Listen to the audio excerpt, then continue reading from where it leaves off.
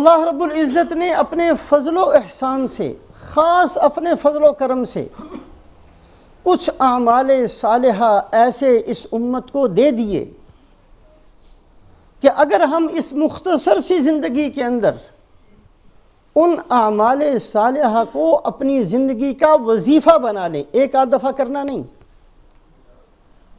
اپنی زندگی کا وظیفہ بنا کر، اپنی زندگی کا مقصد بنا کر اگر ان اعمال صالحہ کو، بہت مختصر، بڑے آسان ہیں، ان اعمال صالحہ کو اختیار کریں، کوئی نسبت نہیں ہے ایک ذرے کو سورج کے ساتھ، کوئی نسبت نہیں ہے ایک قطرے کو سمندر کے ساتھ، لیکن اللہ اپنے فضل سے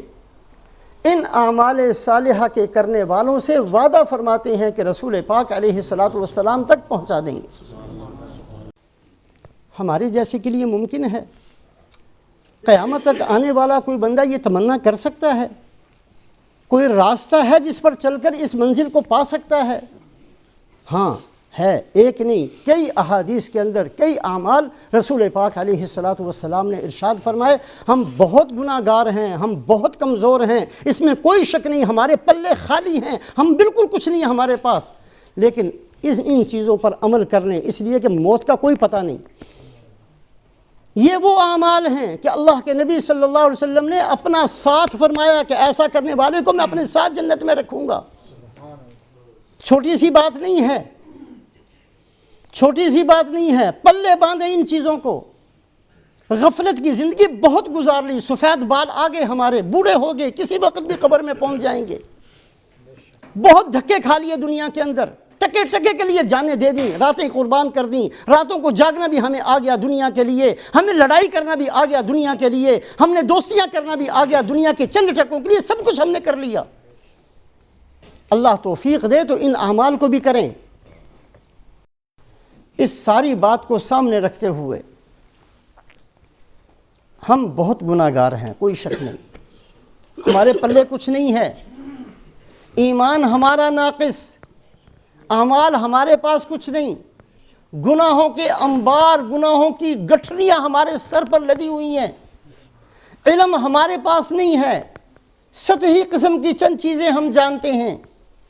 ہماری حالت بہت پتلی ہے، بہت بری ہے۔ اللہ نے اور رسول پاک علیہ الصلاۃ والسلام نے اپنی سخاوت کا ایسا دروازہ قیامت تک آنے والے انسانوں کے لیے کھلا کہ یہ نعمت جو صحابہ کو ملی تو صحابہ اچھل گئے خوشی سے، یہ نعمت اللہ نے ہمارے لیے بھی رکھ دی۔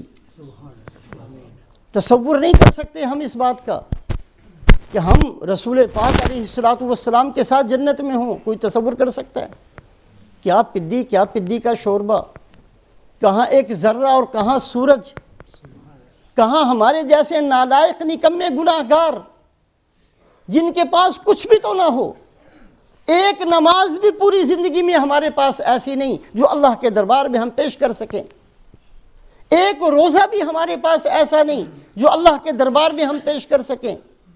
کوئی ایک عمل بھی تو ہمارے پاس ایسا نہیں کہ ہم کہہ سکیں کہ اے اللہ یہ عمل میں کر کے آیا ہوں، اس پر مجھے بخش دے، ہمارے پاس کچھ بھی نہیں۔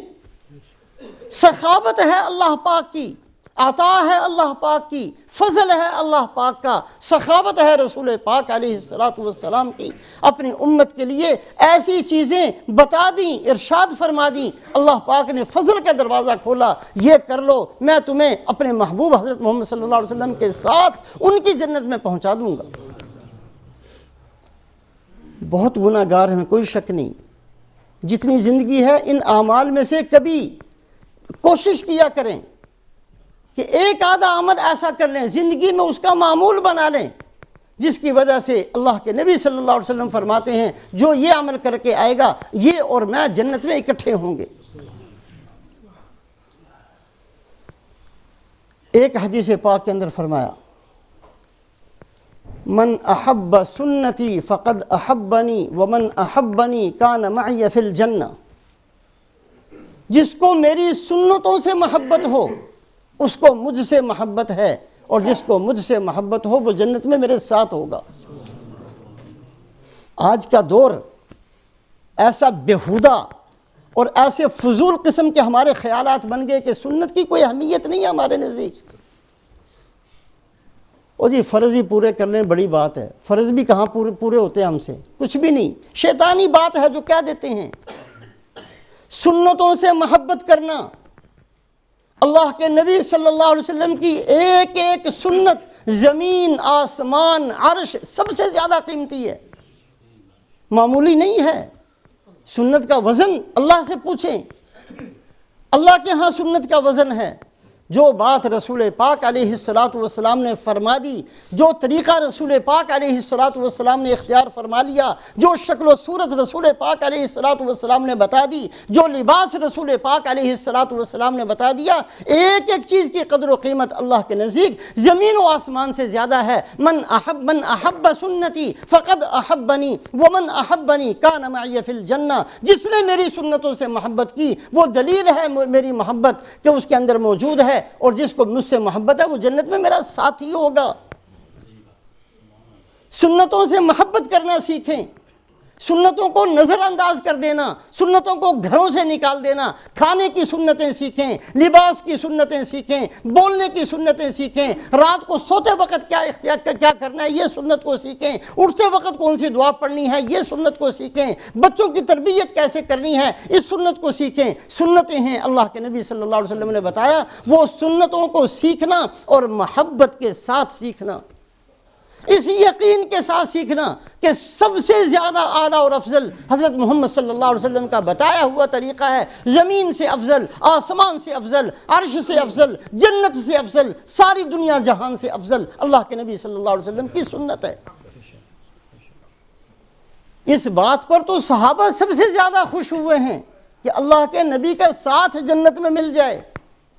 صحابہ بہت اونچے درجے کے لوگ، ہمارے جیسے ٹکے کے آدمی اگر کسی وجہ سے اللہ ہمیں یہ چیز نصیب فرما دیں کہ رسول پاک علیہ السلام کا ساتھ جنت میں مل جائے، اس سے بڑی کوئی نعمت کا تصور نہیں کیا جا سکتا۔ سنت سے محبت کرنا،